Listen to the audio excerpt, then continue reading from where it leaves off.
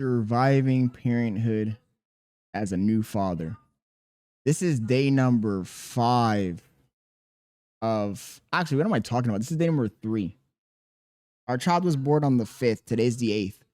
This is day number 3 of being a parent, a brand new male father.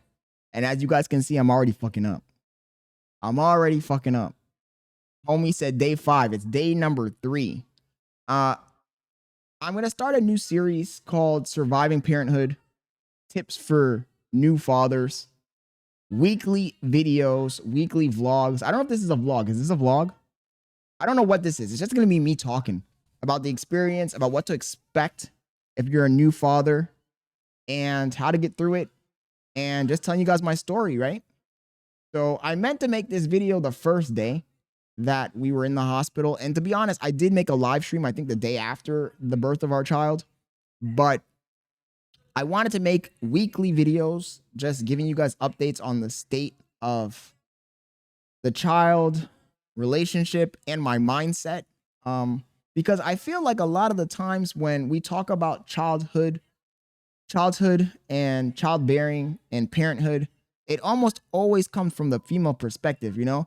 I feel like as a man, we are really, really, really discounted in this area. People act like having a kid doesn't affect the man. You know, I'm actually starting to find this annoying. I really am. I'm starting to find it really irritating, you know? Just like how people always say, oh, men's mental health. Well, I think that people also need to think about men's parenthood dynamic. Because since I became a parent, I realized that the male perspective is discounted everywhere you go, especially in the medical fields, right?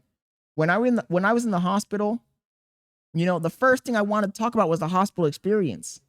The hospital experience from the male perspective is horrible. It's horrible. And I know that I'm going to get some comments saying womp womp. But the truth is that shit, it takes two to tango. And even if the female is the one going through all of the medical hoops, the medical foray, the stress of having the child, it doesn't mean that the man has no stress at all. I'm not in there carefree, you know? I honestly felt like being in the hospital as a man, I was invisible. So if you're a new father, the first thing I want to go over is the hospital experience with you, right? The first thing you need to realize is that in the hospital, there's going to be no food for you at all. And if you're lucky, you know, in our case, we went to a good hospital. I was lucky. I don't know if this is how it is in all hospitals. My girlfriend did get provided food, but me as the male, there was no food. So you should go into it already preparing yourself mentally and physically to have to go source your own food. If you're having financial issues right now and you don't have money to eat out for multiple days in a row, you don't have money to go to the hospital cafeteria, because I don't know how much the hospital cafeteria food costs. Bailey said it's expensive. Okay, so you're cooked. So if you're a man and your girlfriend or wife is about to have a kid and you have to go to the hospital with her and you don't have the funds, I guess the first tip I'm going to give, your first survival tip, is pack some fucking food. And I'm not just talking about some light snacks. Pack actual food. Get some Tupperware, cook you some meals, meal plan them, and take them with you to the hospital. If they need to be refrigerated when you get to the hospital, talk to the nurses, assuming they don't just ignore you from the get-go. I mean, they're going to ignore you for the most part. Mine did. You're going to have to go out of your way and talk to them. Talk to the nurses and say, we brought some food. Can we put this in the refrigerator? They're going to have a shared refrigerator, supposedly, where they'll be able to store that food. So just be prepared to have to either spend a ton of money on food, which is what I did. You know, every single day I had to go out and buy my own food, order DoorDash or go to a local restaurant, grab my own breakfast. Either you're going to end up doing that or you're going to have to bring your food from home and ask them to store it. Otherwise, you're going to starve. Nobody's going to be looking out for you, you know? And I get it. We're the big man. We're the strong guy. We're the ones who have to take that burden. But goddamn. So I'm just going to let you be prepared from now. It's not going to be easy and they're not going to give you food. The second item here is the sleeping situation. I was lucky that we went to a semi-bougie hospital and we had a suite, and Bailey had her, obviously she has her own bed, but they had a little kind of a bed for the man to sleep in. But I think that that's not the case in all hospitals. And you're lucky that this isn't the 1970s where they just had you sitting in a waiting room for 5 hours. But either way, it's almost that bad. It's almost that bad. So I would suggest you bring some pillows, because ain't nobody bringing you pillows. I was invisible. I kid you not, and I was telling Bailey this, I felt like I was in a prison almost. Like the bed that they had us sleeping on as the man, hard as rocks, no blankets, no pillows. You're on your own, buddy. So bring a pillow from home. I would go so far as to say, bring a blanket from home. Go to the Walmart, go to your local Target, go buy yourself one of those blankets that come in the case. You know which ones I'm talking about, the plastic ones that come in the case. Go buy you one of those blankets and bring it with you. Bring a blanket and bring a pillow. Unless you like sleeping on a hard ass table. Unless you like sleeping on a hard ass quote unquote bed cot that feels like a table. The third thing, make sure that you get to the hospital with a car seat. If you're going to be driving your own car, actually, it doesn't even matter if you're driving first of all, you can't take an Uber. I don't know what you're supposed to do if you don't own a car. I guess you're just fucked. And I really didn't mean to swear that much in this video, but I'm going to have to swear. I don't know what you're supposed to do.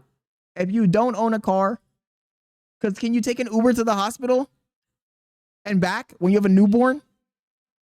You better have some friends and family. So let's roll this all the way back. Survival tip number 1. If you're a man, you need to have a social network.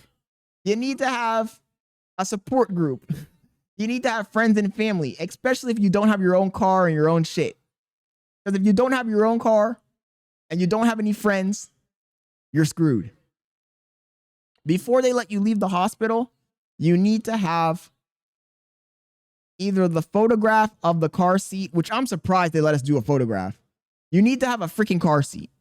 You need to have the car seat. I heard that a lot of men show up at the hospital with nothing. They have to rush out and buy the car seat while the girl is in labor. Don't be that guy.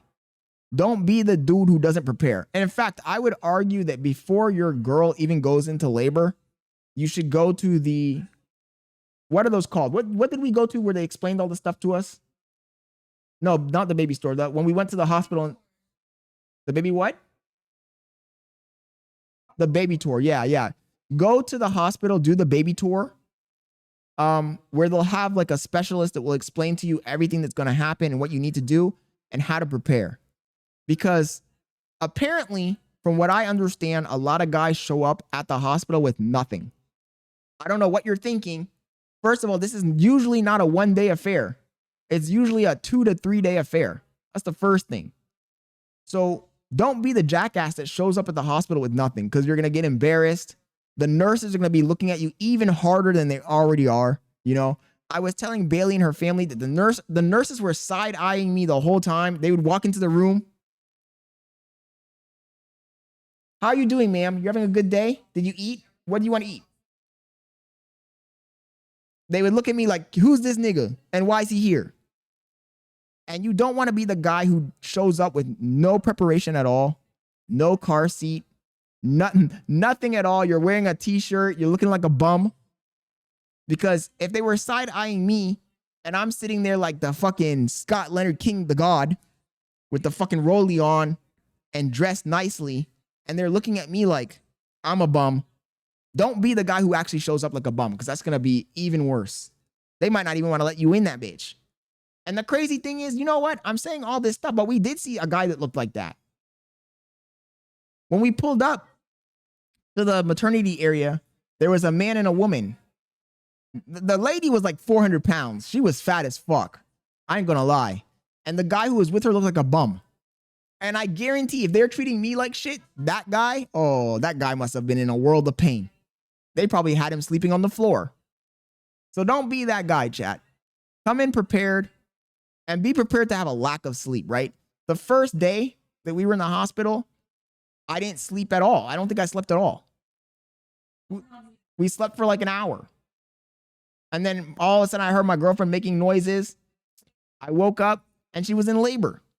And after the baby was born, all of her relatives and all those people came in the room. And, you know, after they're in the room for hours, you're not going to sleep. So be prepared, you know, be prepared not to sleep. In fact, I would say if your girlfriend is due to have a baby, especially if you have the luxury of knowing when it's going to happen, I would say the few days before it happens, just get some extra sleep. You know, I made the big mistake of thinking, I don't know what the fuck I was thinking, but I had a few days of not having good sleep. And then I went right into not having a good night of sleep to going into labor. And like I said, you're going to be tired. You're going to be grumpy. You're going to be hungry. And ain't nobody in that building going to give a fuck about how you feel as a new father. You know, you'll get lucky. You'll be lucky if you have one or two people congratulate you. That's how bad it was, at least for me. Now, I don't know what other factors could have contributed to that result, but I'm assuming that, yo, I'm a well-mannered guy. I'm out here wearing designer. I'm not looking like a bum. I did wear my hat the whole time, though. I'm not going to lie. But if they're talking to me like that, then if you're a bum, if you're a nobody, if you're a brokey, you're broke. You're a brokey. If you're a brokey, then be prepared to be treated like shit. Even more so, not below shit. Be prepared to be treated less than shit. Less than shit. The other thing is that once your girlfriend or partner has the baby, you need to be prepared to share the burden, right? Now, I don't know how this was back in the olden days. Maybe in the 1970s, Bailey would be over there with the baby and the baby would cry in the night and I'd be sound asleep. I'd be like, yo, you got to take care of that. But in the big 2025, if you don't want your shit to go to shit, you better fucking wake up and carry the baby around and do your part at least, you know. It ain't 1970. It ain't 1971. It ain't 1965. It ain't 1954. You know, in the big 2025, you're going to have to do your part around the house, right? Don't expect her to give birth today and then to cook and clean tomorrow. We're not in that era anymore. That story arc is ended. You know, the patch update dropped and we're all about equality now. So do your part. Don't be an asshole. You know, your partner is probably going to be a little bit hormonal. Luckily, I mean, I feel like Bailey, I look at her. She does look a little different. I don't know what it is about her. She does look a little bit different. Like, I feel like her aura has changed a little bit, but nothing too drastic, nothing too crazy. Just be prepared for your partner to be hormonal. And if you're unlucky, shit, I don't know, man. I would say go look at your partner's mother, and then maybe that might help you a little bit better to know if they're going to be crazy or not. Because I got lucky. Bailey's still being just normal. But I've seen couples where they have a kid and the wife just goes crazy. But either way, don't try to push her buttons. Don't try to go, don't try to be an asshole because you just had a baby, man. Just chill. Just try to be a decent person. Yeah. And I don't know, this is day number 3. I'm going to be dropping a weekly video about my state of mind as a male, about the relationship, about our child. So stay tuned for those videos. I honestly, at this point, don't feel that comfortable showing my child on the internet not because of the people watching this video. If you're watching this video right now, you're probably a normal person. You're probably not a degenerate. You're probably chill. You're probably just looking for information about parenthood. That's fine. But I also do live streams every single day at 6:30 p.m. Tune into those. And the crowd that watches those, different type of person. The people who watch live streams are a different breed of human. So not all of them, it's a mixed bag, and I just don't feel comfortable showing our child yet. But that being said, I'm going to be dropping a video once a week, giving you guys an update on just the situation in general. So if you're about to be a father, a new father, or if you already are a new father and you want to get somebody's perspective, or you got any, you know, you just want to see how other people are dealing with maybe common situations that you might be dealing with as the male in the relationship, then tune in. Tune in. We'll see how consistent I can be with these videos. So anyways, hopefully this was, I don't know if it was insightful. I don't know if I even said anything insightful at all. The takeaway of this video is that as a man, you just gotta fucking toughen up, go into the hospital and just, you know, continue doing what you've been doing your entire life, looking out for yourself, and making sure that you don't get, you know, sidetracked by other people. You know, you're gonna have to bring your own food, bring your own blankets, bring your own pillow. Make sure that if the hospital is not a hospital that brings food to your girl, then you're gonna have to fucking supply her with that too. Don't expect anybody to carry you, because they're not going to. It's all your responsibility. So you gotta lock in, be the man for once. You know, reality's gonna hit you at that point, right? You know, the truth is that after having a kid, first kid, you start to realize, like, yo, now I understand why my parents were so fucked up. Now I understand why my parents, because this shit, there's no like guidebook, right? I mean, I guess there is a guidebook, but who the fuck is reading the guidebook? You know, most people, when you buy a new electronic device or a toy or some furniture and it comes with the assembly manual, who the fuck is reading the assembly manual? And I guess the same thing goes with parenthood, right? There is some sort of technical, psychological assembly manual somewhere written by some psychiatrist probably that tells you all the things you're supposed to do and supposed to not do. But who the fuck is reading that? You know? Who the fuck is reading that? It's a learning experience. There's no easy access guide. And also, you can't even, to be honest, even this video or videos like this video, you can't go on the internet looking for parenthood videos and taking that shit at face value, because there's so many people that have the most outrageous takes, unfounded, unreasonable, just made up full cloth. You can't even take them at face value. So this video, the videos I'm going to be dropping, they're not going to be, I'm not going to say they're educational. They're not educational at all. It's more just about my emotional state, my mental state, and whatever outlying situations I encounter that I think would be valuable to share with you. And if that's something that interests you, then go ahead and subscribe. You know, go ahead and subscribe, turn on notifications, and check out my other content. My other content is not in this same vein. It's about other things, but either way, check it out as well. And I'll catch you later. Subscribe, turn on notifications. Take care. Peace.